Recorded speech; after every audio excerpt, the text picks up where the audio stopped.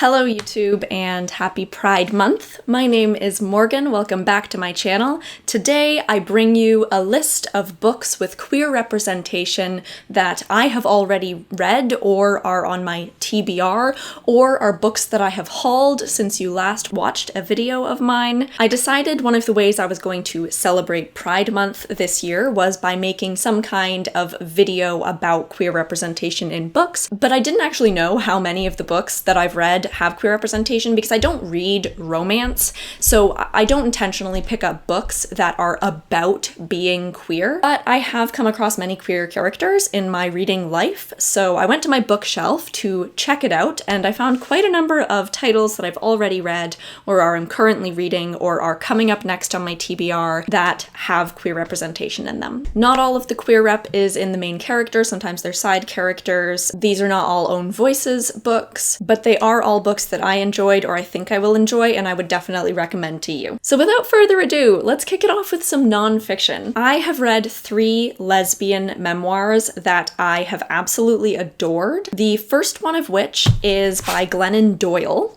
This is Glennon Doyle's Untamed. I actually started with her first book, Love Warrior, in which she was not out as a homosexual. She actually discovered her sexuality after writing Love Warrior. She is now happily married to her wife, and they have this wonderful, loving household, and her parenting style is really the main topic, I would say, of this book. Most of what I got out of this book was like how to be a loving, accepting parent, which I'm not a parent, but I appreciated the perspective. It's also just about embracing who you are. I recommend checking it out if you're into memoirs and self-help. One of the books that I still think is probably one of the best books that I have ever read, like the most skillfully crafted one, and I got the most out of it, is Carmen Maria Machado's In the Dream House. And this is one of those books that I don't have a physical copy of yet, but I need one because it in itself is like a physical artifact that is worth having on my shelf. The content of that book is an abusive same-sex relationship that Maria Machado was in, and this book is trying to break down our understandings of abuse and accept that mental and psychological and emotional abuse are abuse, and that abuse can happen in same-sex relationships, and that abuse can be done by women. It's a really complex book. I highly recommend it. I personally need to reread it because I'm sure that I'm forgetting so much of the genius that Machado put into this book. It also has some commentary on the writing process itself that I think is very valuable for other aspiring writers. So definitely check that one out. The third memoir that I wanted to mention is Fun Home by Alison Bechdel. Again, this is a book that I don't have a physical copy of, but is a beautiful physical object in itself because this is in the form of a graphic novel. We are reading as Bechdel discovers her own sexuality, but also investigates the relationship between herself and her father, because when Alison came out to her family, she learned of her father's own closeted homosexuality. And that became a point of connection between them in an otherwise pretty disconnected relationship because her and her father were both kind of direct opposites. And it's interesting to me that this story is told a lot through the images because one of the points of connection between Bechdel and her father was literature, so was the written word. And there were a lot of references to literature in this book, so much so that I feel like I would have gotten a lot more out of it if I did have a literature degree. That said, just recently I discovered an app called Shortform. If you haven't heard of it, it's essentially like a bunch of book summaries. They have thousands of books on there and they're adding more books all the time. For each book, they include a summary, but also kind of a detailed analysis of that book and an ability to reflect on your experience of reading that book and develop like a deeper personal connection to it. So when I went to script out this video, I checked Shortform to see if Fun Home was in their list of books that they had offered a detailed summary for, because I honestly forget a lot of what happened in that book, partially because I didn't get a lot of the references the first time through the book. And Fun Home was in their collection, so I went through like pages and pages of analysis on Shortform of Fun Home, where they talked through the different allusions that Bechdel was making to pieces of literature and how those pieces of literature mapped onto the story that Bechdel was telling. So I was able to get a much deeper understanding of this book through reading Shortform's analysis of it. And the reason that I mentioned Shortform in such detail detail today is because they've reached out to me to become an affiliate partner with them, which I've decided to do because I have had a good experience with them so far. So in the description of this video and on the screen at some point, you will see a link to subscribe to Shortform if you're interested. And if you use my link specifically to subscribe to Shortform, then I will actually get some of the money back from that purchase. So you'll be able to support me and my channel if you're interested. If you decide to jump right into Shortform and get the annual subscription, you'll also save 20% by using my link. It's not just biography and memoir that are included on Shortform either. They have other topics I'm interested in, like productivity, business, self-help, education, popular science, and psychology. And then they have a little bit of fiction, which brings us to the next portion of this video, the fiction books with queer representation that I have read or am reading in the near future. Firstly, the book that I am reading right now is Detransition Baby by Torrey Peters. This was longlisted for the Women's Prize, and Torrey Peters was actually the first trans woman ever to be nominated for the Women's Prize. So I was interested in reading this book, first of all, just to support that decision by the Women's Prize. But I've also just heard phenomenal things about this book. People say that it's meticulously plotted, and I would agree with that sentiment. I'm almost done. I'm like 4/5 of the way through this book, and it is quite remarkable. This book features 3 main characters, and I'm gonna try to explain it to you, although the relationships are quite complex. So for 5 years, 2 trans women, Reese and Amy, were in a relationship. But then Amy decided that being a trans woman was too much pressure for her anymore, so she detransitioned and he became Ames. After detransitioning, Ames meets Katrina, who is his boss, and she is a straight cis woman of Jewish and Chinese descent, and she is recently divorced after having a miscarriage. Ames, who thinks he is sterile from his time as a trans woman, accidentally knocks up Katrina and is now going to have a baby. Hence the name Detransition Baby. What a great title. I thought that this was just kind of like Detransition Baby, but the comma actually turns this into a list. So this is kind of like Ames's life. First, detransition, then baby. Now, the plot of this novel, that's just who the characters are. The plot of this novel begins when Ames realizes he cannot be a father. He does not feel like a father. He could maybe be a parent, but fatherhood is not for him. So he comes up with a plot to co-parent alongside Katrina and his ex Reese, who he has not spoken to since their breakup. And that plan is just so far out of the realm of being possible that it just might work. So far, this book has made me laugh. It has educated me on how people of different identities might feel in different situations, and it's made me actively cry when some of these characters are explaining their own trauma and life experiences. So I cannot recommend this book enough. I think absolutely everybody should read it. Full stop.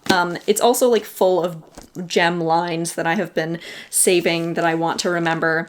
For instance, page 92.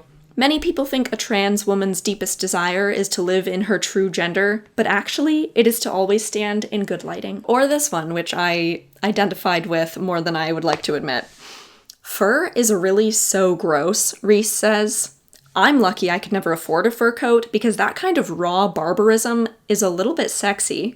I wouldn't be able to resist flaunting it. Or in this section where Ames describes Katrina's sexuality as not appreciating queerness as much as feeling ambivalent about heterosexuality. Next up, The Broken Earth trilogy by N.K. Jemisin. I think there's a lot of queerness going on in this trilogy that I'm just not remembering right now. The main queer relationship that I remembered from these books that made me consider including them on this list, I think it happens in the first book, but towards the end, so I won't spoil it, but I think it happens between a straight woman, a gay man, and a bisexual man, and it's a polyamorous co-parenting relationship, if I'm remembering correctly, and feel free to correct me in the comments, but there's definitely queer representation in these books, and I've spoken about their excellence before, so I won't go into it again here, but The Broken Earth trilogy by N.K. Jemisin, Highly recommend.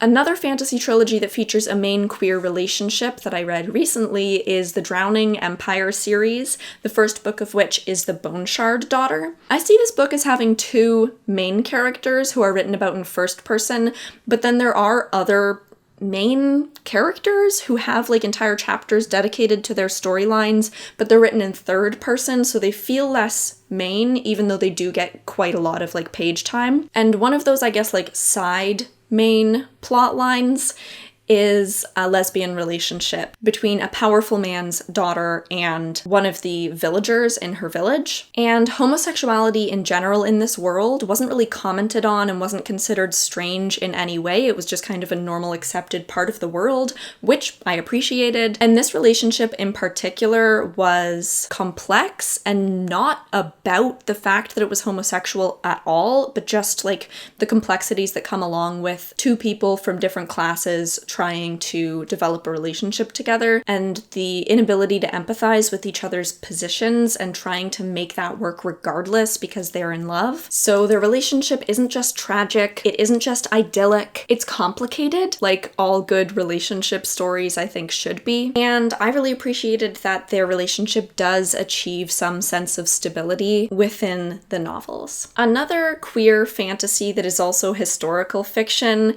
is She Who Became the Sun. Now, I think I only gave this 3 out of 5 stars. It wasn't my favorite book. It was kind of slow moving in the second half, and it's not until the second half that we start getting the queer relationship emerging. And the relationship in this book definitely had queer undertones, and it is a female-female relationship. However, the main character of this book is pretending to be a man so that she can fulfill her destiny of great power. I also think that this book will have a sequel, so we'll see where the story goes. This next book I have spoken about on my channel before, and I listened to it as an audiobook. It's a science fiction, and it's super queer throughout. It is set in a world where aliens have invaded, and they have honestly, invaded in a way that has turned Earth into this queer utopia. People can transition essentially into anything or anyone they want to be, and the main character is a trans woman whose girlfriend or wife, I can't remember, decides to not leave her, but decides to become a baby again. And she asks our main character if she will mother her, and the main character says, absolutely not, I'm not doing that. And so the book follows our main character as she deals with the aftermath of her partner becoming a baby again. So this book just in general defends the trans and the minority experience in this super sci-fi way. Just before reading Detransition Baby, I read To Be Taught If Fortunate by Becky Chambers, and that's a novella in which 4 characters are all in a spaceship together, 2 men, 2 women, and none of them are in monogamous relationships with each other. It's just like a polyamorous ship, and there's never any jealousy, and it's just this wonderful, loving, supportive kind of romantic family. So To Be Taught If Fortunate has this polyamorous undercurrent to it. And then I loved that book so much that I went and picked up the next series that Becky Chambers wrote that won the Hugo Award for Best Series. I haven't picked up the 4th book yet because it hasn't come out in this shorter format yet, but I hear that there's also queer representation in this book, and Becky Chambers herself is a queer woman, so I'm so excited to read these. I also wanted to mention here Razorblade Tears by S.A. Cosby. At first glance, this book seems to be about queer people without actually having any queer characters present, because it centers on 2 older men whose sons were married and then killed in a hate crime. But there was queer representation in this book as these 2 fathers go and try to figure out who is responsible for their sons' deaths. And I won't tell you what the queer representation is because it would spoil the story, but if you were concerned that this was just like a tragic story without any queer representation actually involved, that is not the case. However, the most important gay men that are at the center of this story are not living. So if that's an issue for you, then maybe skip that one. Personally, I loved that book. Okay, that is all of the books that I wanted to talk about that I've already read. Now let's get into some that I want to pick up next. One of those is Iron Widow by Xiran J. Zhao. Zhao is non-binary, genderqueer, and pansexual, and the representation in here is bisexual polyamory. This is particularly exciting because this is representation in a YA book, and from what I know, I think this is kind of like historical fiction, sci-fi, fantasy genre. It's set in a world where there's this war machinery called chrysalises, and to power these machines, you require a woman. There'll be male pilots of these machines, but then a woman is there to power them, and this results in their deaths. But the main character is actually a female pilot who instead can sacrifice boys to power these machines. So she makes it her task, despite attacks on her life over and over again, to figure out why these machines are operating in such a misogynistic way and stop more girls from being sacrificed to them. Next, The Death of Vivek Oji. I have only heard incredible things about this book. It's by Akwaeke Emezi, who is non-binary, and the main character in this book is queer. The main character is Vivek Oji, who dies. Like, you discover this at the beginning of the book, and then the rest of the book is kind of revealing how he got to that point. It's set in Nigeria, where Vivek Oji lives, and where homosexuality is illegal, so he needs to keep his identity hidden, even as he experiments with his own sexuality and gender. Next up, I found this on my shelf, Janna Levin's book, A Madman Dreams of Turing Machines. And Janna Levin is an astrophysicist. I've been wanting to read her work for a while, so I saw this on my shelf and I remembered that Alan Turing himself was a gay man who was convicted with homosexuality in like the 50s, before homosexuality was legalized, and he ended up taking his own life after being chemically castrated for his crimes, and he died a criminal. This book is historical fiction told from the point of view of a scientist who is obsessed with the lives of Alan Turing, the mathematician, and Kurt Gödel, the logician. And it kind of investigates how two men who are so deeply enamored by like the highest abstract truths of the world can be so unable to grasp the mundane truths of their own existences. Next, I still haven't got around to Less by Andrew Sean Greer, but I'm super excited to. I also didn't realize when I picked it up that the main character is a gay man who is invited to his ex-boyfriend's wedding, and to sort of like escape that invite, he instead agrees to attend literally every other invitation he's been sent, and he's a writer, so he travels around the world going to these different events, avoiding the one event that he, I guess, doesn't want to go to. Next up, I still also haven't got around to The Song of Achilles by Madeline Miller. This is a Greek retelling of Achilles and Patroclus. I think that it's told from the point of view of Patroclus from when they are young into adulthood, and I think it is like the story of their love. I've only heard amazing things. I hear it makes people cry. I hear it has a really lyrical writing style, and I think I'm absolutely gonna love it when I get around to it.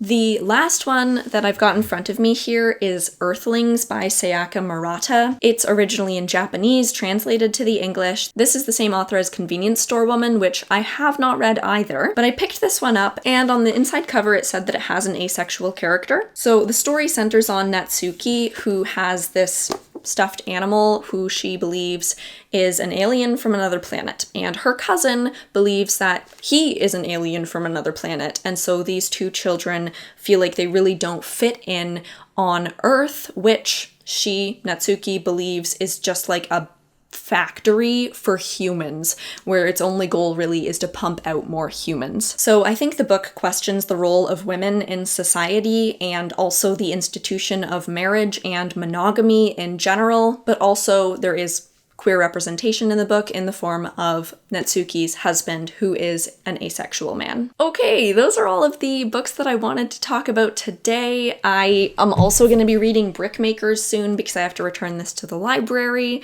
and I think this centers on a main gay male relationship.